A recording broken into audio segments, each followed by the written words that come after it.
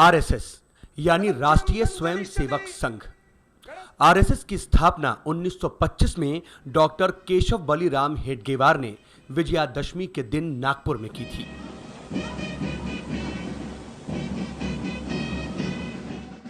संघ की स्थापना का मकसद जातियों के नाम पर बटे हिंदू समाज को एक करना था। आरएसएस में सबसे बड़ा पद सरसंघ चालक का होता है, जिसके निर्देशों पर पूरा संगठन काम करता है। संघ प्रमुख अपने उत्तराधिकारी का ऐलान खुद करता है। फिलहाल संघ के वर्तमान सरसंघ चालक मोहन राव भागवत हैं। 1, 2, 3। संघ के ज्यादातर काम शाखाओं के माध्यम से होते हैं। आरएसएस नियमित रूप से सुबह और शाम को शाखाएं लगाता है। संघ के कार्यकर्ताओं को स्वयं सेवक कहा जाता है। शाखा के दौरान सभी स्वयंसेवक आपस में एक निश्चित स्थान पर मिलते हैं। आज पूरे भारत में संघ की लगभग 50,000 से ज्यादा शाखाएं लगती हैं। दरअसल शाखा ही तो संघ की बुनियाद है, जिसके ऊपर आज ये इतना विशाल संगठन खड़ा हुआ है। शाखा में खेल, योग, वंदना और समाज से जुड़े अहम मुद्दों पर चर्चा की जाती है।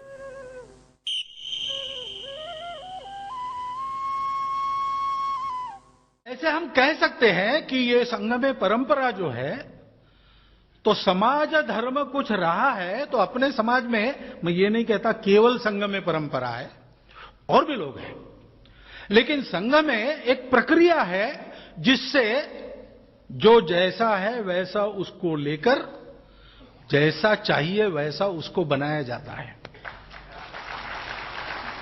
ऐसी ये परंपरा है।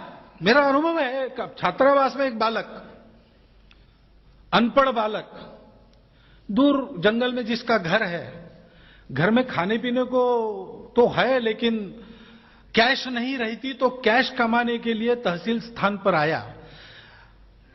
बस पढ़ लिख ही सकता था तो उसको नौकरी कहां मिलेगी आज के युग में। 3 दिन भटका, किसी परिचय से आया था, वहां एक छात्रावास चलता था, उसमें रुका था।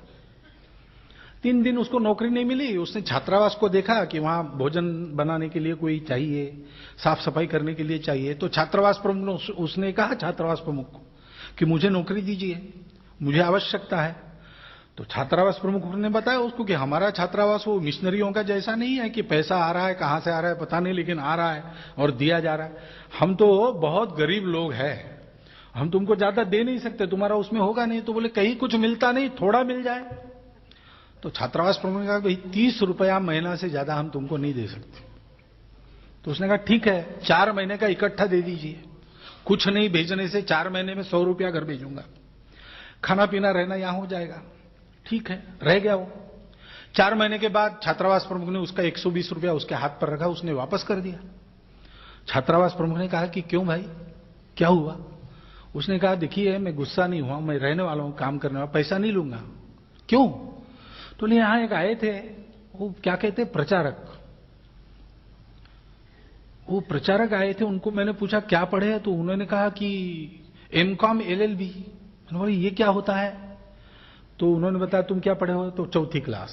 ठीक है, तो 10वीं 12वीं 15वीं 18वीं ऐसा मैं पढ़ा हूं। ये इतना पढ़े हैं? ओह, तो कहां नौकरी करते? तो नौकरी वोकरी कुछ नहीं, फिर पैसा नहीं कमाता हूं, वकालत नहीं करते। फिर घर का कैसे चलता है? तो घर बार अब मेरा अपना नहीं है, पिताजी भाई वगैरह है वो अपना चलाते हैं, मेरी घर गृहस्थी नहीं है। क्यों नहीं है? ये काम करना है, इस काम का कोई मिलता कुछ नहीं मिलता है, तो फिर आप क्यों करते हैं? तो अपने लोगों के लिए करना है। तो मेरे मन में विचार आया कि ठीक है ये एमकॉम LLB हो गए और फिर भी कर रहे हैं, हम 4th पास है तो क्या हुआ, हम नहीं कर सकते? हम भी करेंगे। 10-12 साल वो पूर्णकालिक के नाते निष्ठापूर्वक काम करते रहा। उसके घर की स्थिति देखकर बाकी कार्यकर्ताओं को लगा कि अब इसको थोड़ा वो भी देखना चाहिए। उसको ड्राइवरी वगैरह सिखाकर उसको फिर घर गृहस्थी वाला हमने बनाया योजना से। ये प्रेरणा वहां मिलती है उसकी योजना। और योजना क्या है? बौद्धिक वर्ग नहीं, भाषण नहीं, कुछ नहीं, दीप से दीप जलता है, जीवन से जीवन जलता है। वो जीवन थे, वो जीवन है, वैसे जीवन और चाहिए।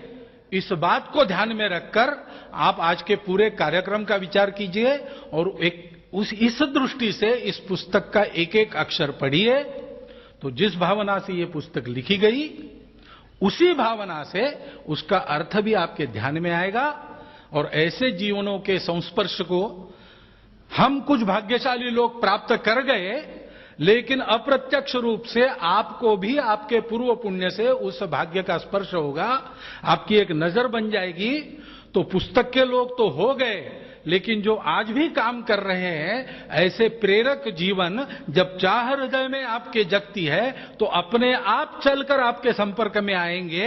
ऐसा भाग्य हम सबको मिले, इस शुभकामना के साथ आप सबको धन्यवाद देता हुआ मैं अपने कार्यशब्द समाप्त। दुनिया के सबसे बड़े संगठन राष्ट्रीय स्वयंसेवक संघ ने 80 साल के सफर में कई मुकाम हासिल किए तो कई विवाद भी खड़े हुए। संघ को कई बार प्रतिबंधित भी किया गया।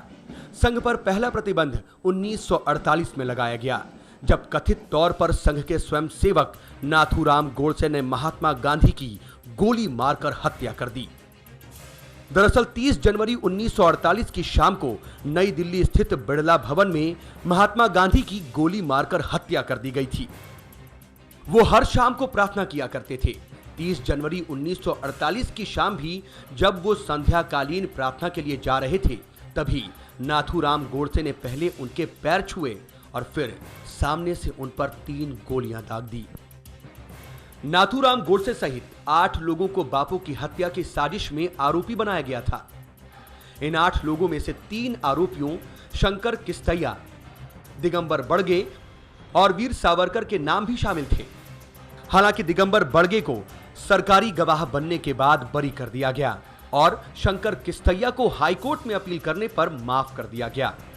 और वहीं वीर सावरकर के खिलाफ कोई सबूत नहीं मिलने की वजह से अदालत ने उन्हें जुर्म से मुक्त कर दिया। बाद में सावरकर के निधन पर भारत सरकार ने उनके सम्मान में एक डाक टिकट भी जारी किया। वहीं अंत में बचे 5 अभियुक्तों में से 3 गोपाल गोडसे, मदन लाल पाहवा और विष्णु रामकृष्ण करके को आजीवन कारावास दिया गया, जबकि नाथूराम गोडसे और नारायण आप्टे को मौत की सजा दी गई। वैसे संघ पर प्रतिबंध का सिलसिला यही नहीं रुका। 1975 में इंदिरा गांधी ने इमरजेंसी के दौरान जनसंघ के साथ साथ राष्ट्रीय स्वयंसेवक संघ पर भी प्रतिबंध लगा दिया। इसके बाद 1992 में भी बाबरी विध्वंस के बाद संघ प्रतिबंधित किया गया। हालांकि बाद में प्रतिबंध हटा लिए गए। पर ऐसा नहीं है कि संघ ने सिर्फ प्रतिबंध ही झेले। गांधी जी से लेकर के नेहरू तक ने संघ की नीतियों और कार्यों की सराहना भी की। संघ के एक कार्यक्रम में सभी जातियों के लोगों को एक साथ भोजन करते देख खुद गांधी जी ने संघ की सराहना की थी, क्योंकि गांधी जी भी समाज में फैली छुआछूत की बीमारी के खिलाफ आवाज बुलंद कर रहे थे। वहीं 1962 में भारत चीन युद्ध के दौरान प्रधानमंत्री जवाहरलाल नेहरू संघ की भूमिका से इतने प्रभावित हुए कि 1963 में गणतंत्र दिवस की परेड के दौरान संघ को शामिल होने के लिए आमंत्रित किया।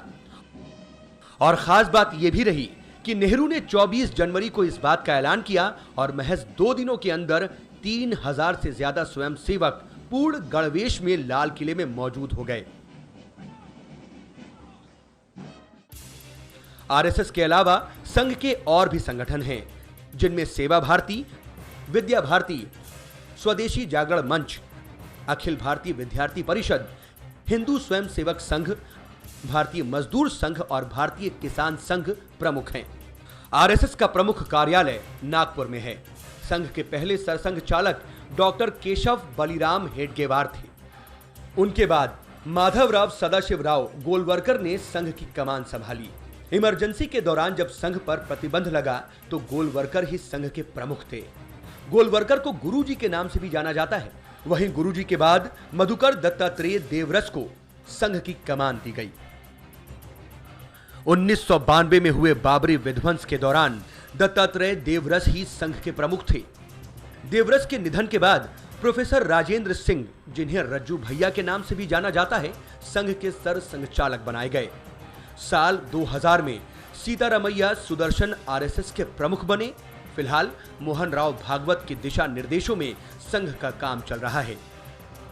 संघ के प्रमुख मुखपत्र पांचजन्य और ऑर्गेनाइजर हैं। पांचजन हिंदी, जबकि ऑर्गेनाइजर अंग्रेजी में प्रकाशित होता है।